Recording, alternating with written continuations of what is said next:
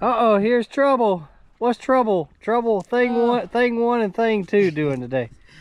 Feeding the fish. Feeding the catfish. I'm surprised they're eating as hot as it is. Man, why'd you let it get so daggum hot? It has been brutal. Yeah, I know. Today I've been over at Atomic all day long, and we got to go over there tomorrow. But yeah, they splashing around eating real good, man. I'm really surprised though, because it was a scorcher today. Hey Susie, you know I made you trying to make you famous on TikTok. Yes. Should we tell the YouTube subscribers to go over to Mr. Dig on TikTok?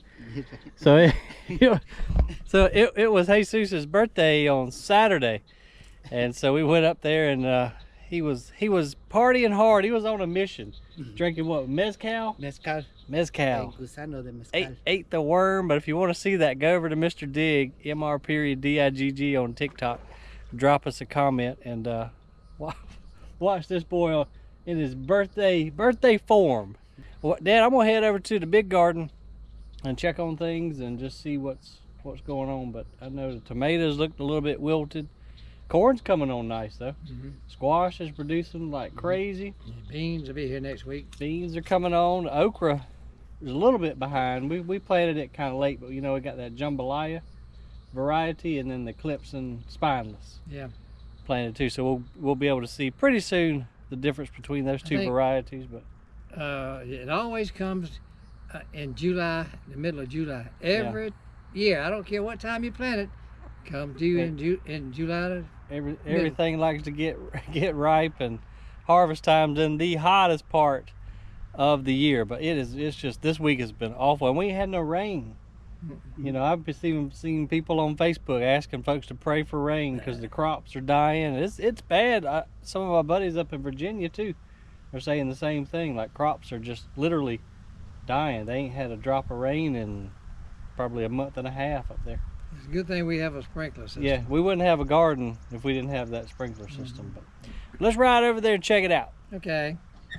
Oh, Jesus has got a lot of attention at work from that TikTok, man. He was in rare form. He was on a mission. I forget how old he turned. I think 55 or 56. But y'all got to go check out that TikTok. It's pretty funny. But anyhow, we're down here at the big garden now.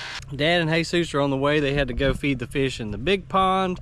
Our garden has done really, really well this year, guys. I'm super pleased. All the biotone that we used out there, all the compost that we added, the coffee grounds, everything has done really, really well. But Dad's been trying to catch a raccoon because, well, down at the pond we have a bunch of them.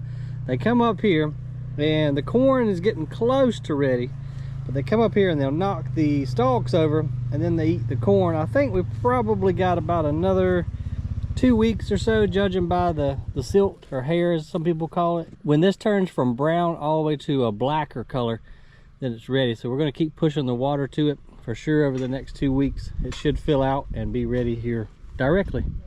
Boy, you got the tomatoes. Uh-oh, Jesus, you done let it hit the ride. We have got the tomatoes, but it's just, they're a little wilted right now because it's just been crazy hot this week. The peppers have done absolutely phenomenal. Look at the size of these banana peppers. We've got bell peppers, we've got jalapenos coming along, and the tomatoes, just look at the size of these. Now I might have pruned these back just a little too hard, or either we've got some kind of wilt in the soil, but Dad's got tomatoes coming out the yin-yang. But just look at these big beautiful clusters. If you remember correctly, we pruned these back to 3 and 4 tomatoes per cluster so that they would swell up and we'd get nice big fruit, and it certainly has worked. Boy, you got peppers coming out your ears, Dad. I know it. And oh, they are hot. Yeah, they are.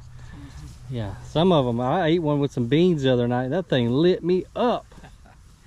No, I've had a couple, and I don't know. Every one I eat is hot. Yeah, I don't know. Maybe we obviously planted hot bananas because the sweet ones are, as the name implies, are sweet. But ain't them tomatoes pretty though? They are beautiful. Most of them. I don't know what happened to a couple here. You know, I think these right here, being that close to the sprinkler head, maybe it's missing them, because it's kind of funny that just these few right here right by the sprinkler head didn't make it, whereas all those down through there, look at the size of some of these tomatoes, Pop. Oh, I know it. I was just talking, you know, when we pruned them back to 2 and 3 clusters, that's a good example right there. That one was pruned back to just 2. This one's got 4 on it, but the tomatoes are just ginormous. We got a little fruit worm that's been chewing on this one. I'm gonna go ahead and rip him off and get rid of him. We hadn't had any tomato worms though, so this is a fruit worm will eat the fruit, and then a tomato worm will eat the leaves off of. That's the big fat worm, the big green one. Looks like he weighs about 1 pound, you know. I did find one. Did you? I picked him off a long time ago. Okay. Yeah, but this is fruit worm damage right here. You can see where he's done entered the tomato. In fact, he done went in every single one of these and ruined them.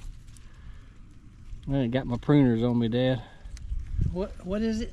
It's a fruit worm. It's a smaller worm, and he just goes after the fruit. See what he's done there? How do you spot him? Well, you just have to find him and see him. He's in here because he's killing every one of them. Look at that. Yep. He's in one of them. Little joker. Oh, he's in the tomato? Could be, yeah. I don't know the life cycle of them. I just know that the small one, the fruit worms, go in the actual fruit, and then your tomato worms that have the big horn on them, yeah, I know. They'll defoliate a tomato plant in no time. They'll have droppings. No time flat. Yeah, they'll have big droppings. We got this stupid pigweed that sprouts up almost overnight. Roland was supposed to work today. I don't know what happened to him. He didn't show up for you? No, and my garden is just going to pot right now. Yeah, we got to get that rototiller back in here, because this pigweed, I mean, this is literally probably 3 days worth of growth. They just pop up overnight and get huge real quick, and then if you let them seed out, then you'll be battling them next year as well. But look at these are clusters, all clusters. Lee, hey, you didn't see where you just put your hand, but look what's on that. Oh my! Look what's on that limb. Great day. Yep. So there's your tomato worm right there. Look at that big old dude. You could catch a 2-pound brim with that guy right there. I don't like to touch them. I know they're too much like a snake almost for me, but I'll touch him. They're really hard to rip off of there, and their guts are kind of greenish. I always cut the leaf. Here, I got a razor blade. Let me cut that leaf. Okay, I'll move my finger so you don't cut my finger. So he's a big dude. That's your tomato worm right there. They have great camouflage. You see he's got kind of that horn right there. I don't know which end is his mouth and which end is his butt. There's his mouth end. You sure? Right there, yeah, I can see it. They have a few little more arms up near there, but you want to go ahead and knock him off and cut him in two, because they can literally defoliate a plant in a day. Yeah, that's at least a 5-pound bass. Yeah. When you're fishing with a 1-pound worm, it's easy to catch a couple pound fish, ain't it? Yeah. Drop him down and step on him. We're gonna get PETA after us, Dad. Yep, that's what you have to do with them guys. You definitely don't want them on there.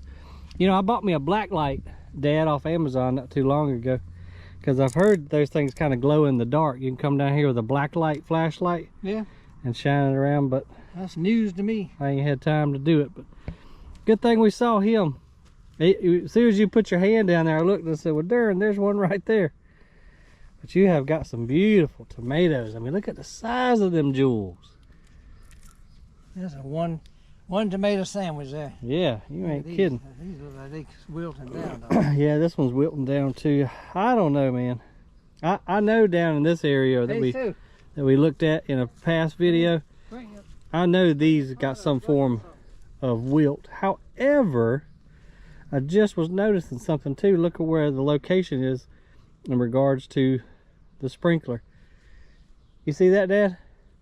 At wherever the sprinkler is, you've got 3 or 4 dead tomatoes. But the tomatoes are really, really pretty, Dad. But yeah, I think, let me dig down and see. It's moist down in there. It feels okay. Let's check down here and see. I like to see water though. I do too. This one's a little bit dry down here. That might be our problem, Pop. The sprinkler might be projecting over and it's not getting enough water. Because as I was talking on the GoPro just a minute ago, I didn't notice it. But right by every sprinkler, That's where we got a couple that are dead. Now these are example of some that we didn't prune and we did not cull. And you can tell the difference. These are the same variety, but you see the amount of tomatoes in there. There's just a lot more tomatoes and they're a lot smaller. So when you go through there and you cull or prune your tomatoes down to fewer per cluster, you get much larger tomatoes. There's a good example right there. Right now. It's only like 2 and 3. Yeah, and they're small, you see? Yeah. Man, it's hot. Good gracious. When do you think the corn's gonna be ready, Pop? 2 weeks? July the 15th. Okay, we're gonna come. Well, I ain't gonna film July 15th because I'm gonna be in Yellowstone. Oh, right. July the 15th. So you'll have to text me and tell me if it's ready or not. That's not right. Why does everybody go on vacation when it's harvest time? They do, though. Yeah. I did it on purpose. It's been that way all my life. Oh yeah. You got one in here. Maybe. I know it. He's not eating. Well, but see the worm that you picked off a while ago, he only eats the leaves. I think that one might have just split. Let's go over here and check the beans. Man, I'm telling you what, it's so hot. Even walking barefoot in this garden right now is burning my feet. You can see they've got a little leaf burn just from the extreme temperatures. But yeah, the beans have got flowers on them, so it won't be long at all. And we'll have beans, and then we've got the eggplants. I saw some nice eggplants over here the other day. Oh yeah, look at there. This is a black beauty eggplant right here. So it won't be but a couple more days, that dude right there will be ready. And then the okra is going to be flowering any day now. I see a bunch of flower sets.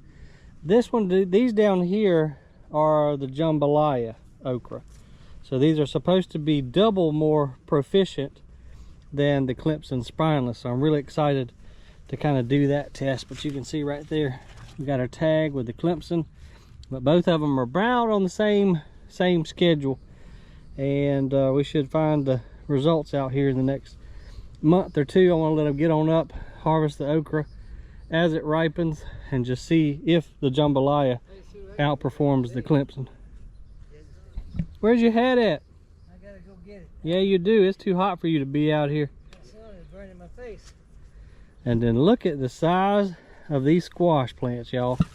And they have been absolutely loaded down with squash. I'm about tired of eating squash, to tell you the truth.